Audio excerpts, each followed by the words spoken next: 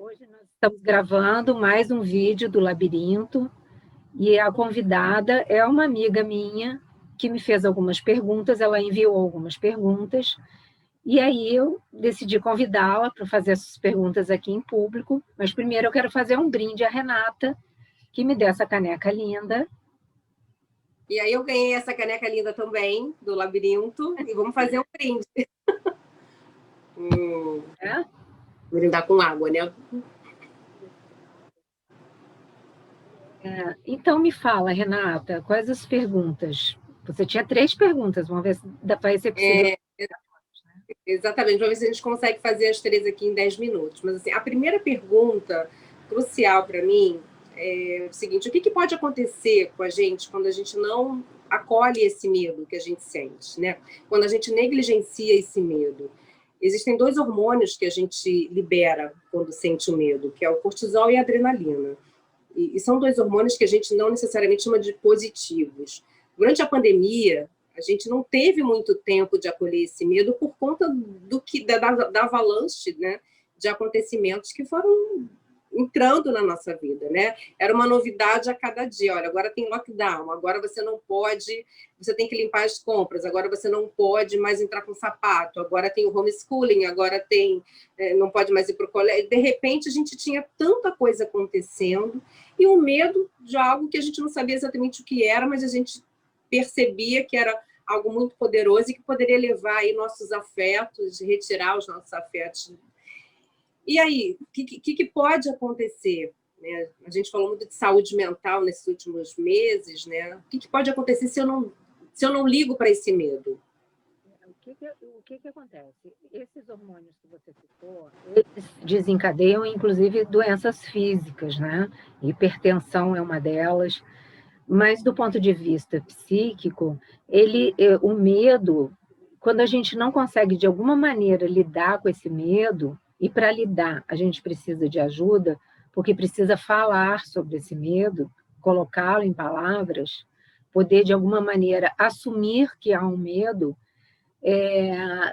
causa muitos problemas emocionais, ansiedade, depressão, e pode levar até a síndrome do pânico.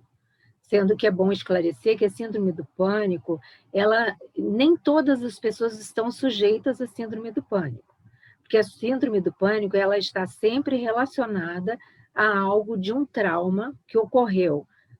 A pessoa pode lembrar ou não, mas pode ter sido lá na primeira infância, idade muito tenra, e outro dia até posso falar sobre isso aqui, e não necessariamente todas as pessoas estão sujeitas a chegar a uma síndrome do pânico.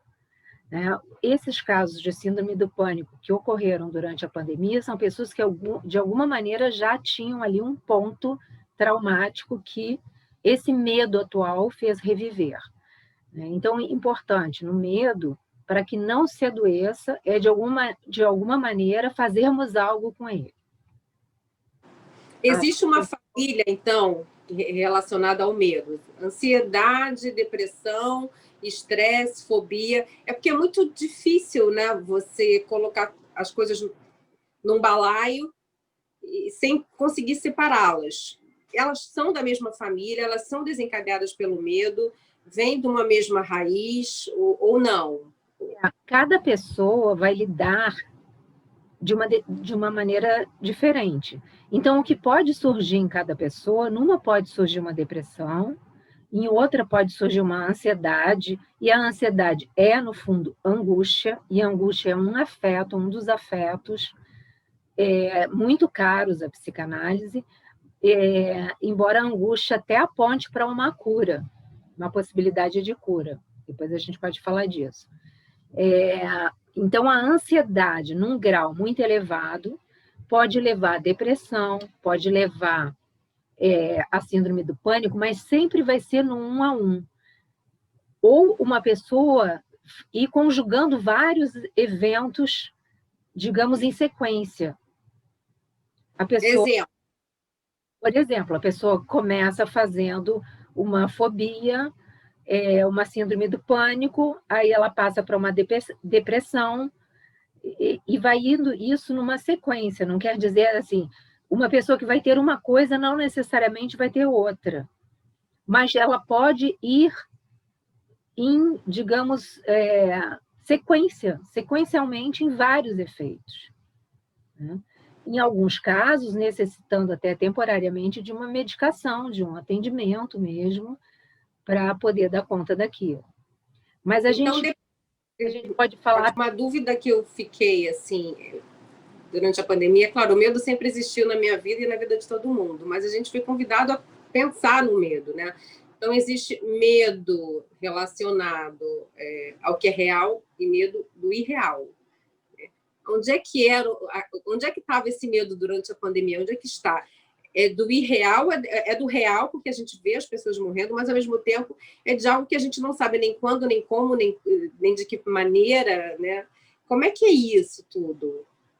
Foi um momento, assim, no qual ninguém se sentia totalmente seguro e totalmente tranquilo. Era impossível isso. Umas pessoas poderiam estar lidando melhor do que outras, mas era impossível você não sentir algo de angústia, de medo, de ansiedade, pelo menos um pouco disso, né? O medo, é impossível a gente viver sem medo, né? Ele está na nossa origem lá, quando o homem tinha medo de ser devorado por um animal, de encontrar uma tribo distinta da dele e ser morto, medo de morrer de frio, porque eles viviam muitas vezes, né, nos primórdios, em locais extremamente frios e sem garantia de que eles conseguiriam se aquecer em algum momento. Barreiras intransponíveis. Então, o medo ele está na nossa raiz cultural, histórica, existe e está para todos. Como cada um conseguiu lidar com isso, pode ter sido muito diferente, né? Certamente foi diferente. Então, assim, primeira coisa, se saiu melhor, quem não denegou esse medo.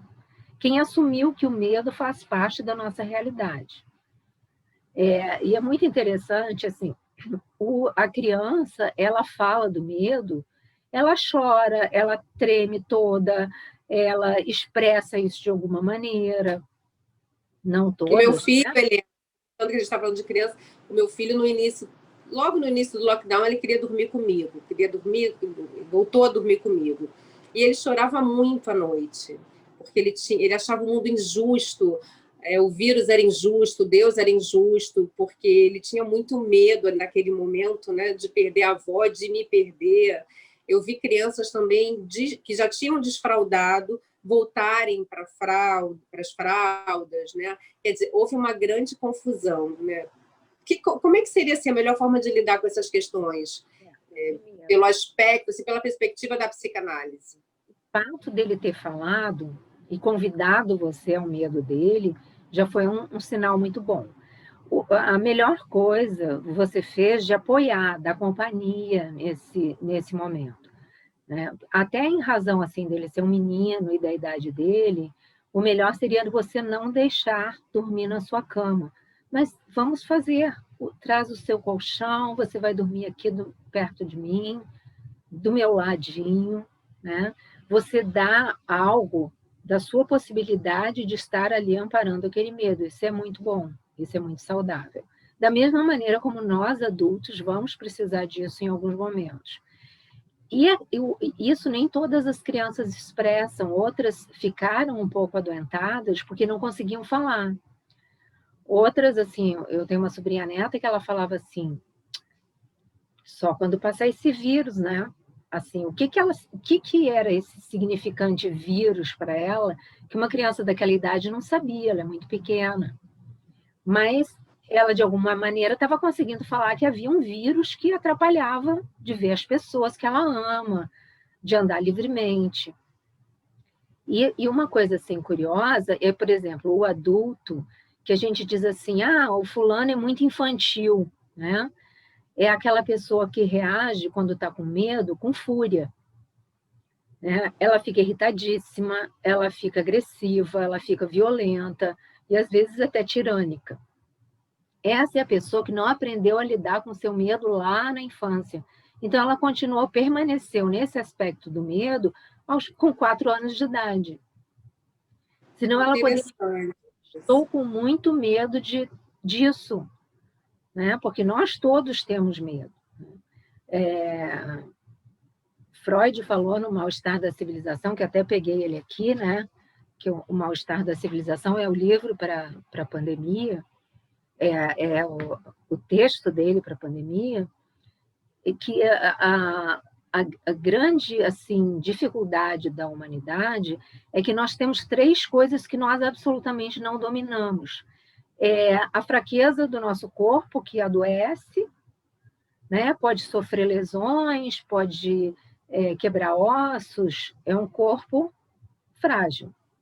Em segundo lugar, nós não podemos conter a fúria da natureza, nós não somos suficientemente fortes para isso, por mais coisas que a gente faça, né? Isso, quando vier, vem. E olha que incrível, aquilo que mais nos ajuda é também o mais difícil, que é a presença do outro. É a convivência social. Pode ver que é exatamente isso, né? Isso Freud falou lá. Mas quem ficou com você na pandemia, né? A gente tem que pensar isso também, né?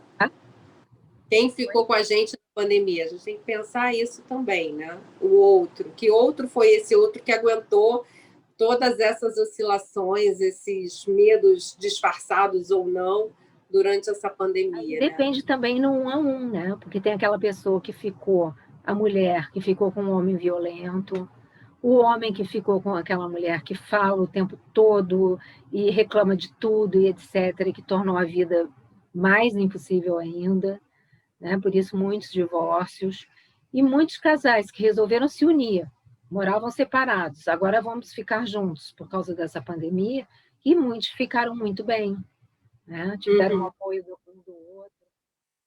Assim, né? O outro que muitas vezes nos assalta, nos invade, é também o outro que nos ajuda. Que nos ajuda. Já deu tempo, né? Eu achei uma música do Lenine, que eu queria ler aqui um pedacinho. Dá tempo? Medo de se amargurar pelo que não se fez, medo de perder a vez, medo de fugir da raia na hora H, medo de morrer na praia depois de beber o mar. Medo que dá medo do medo que dá. Às vezes é isso, né? Dá medo do medo que dá. E aí a gente fica com mais medo ainda. Tem isso, a gente tem medo de ter medo. Então tenta evitar. Isso. O que é impossível. Não conseguimos. É isso, então? É isso. Foi? Que pena que passa muito rápido. De novo. Vamos fazer de novo. Depois, com certeza. Você já está convidada. Obrigada. Obrigada a você. Beijo grande. Tchau. Também do medo mais primário, né? Que é aquele medo que veio para todos nós. Nem todos nós fizemos quadros mais psiquicamente adoecidos, né?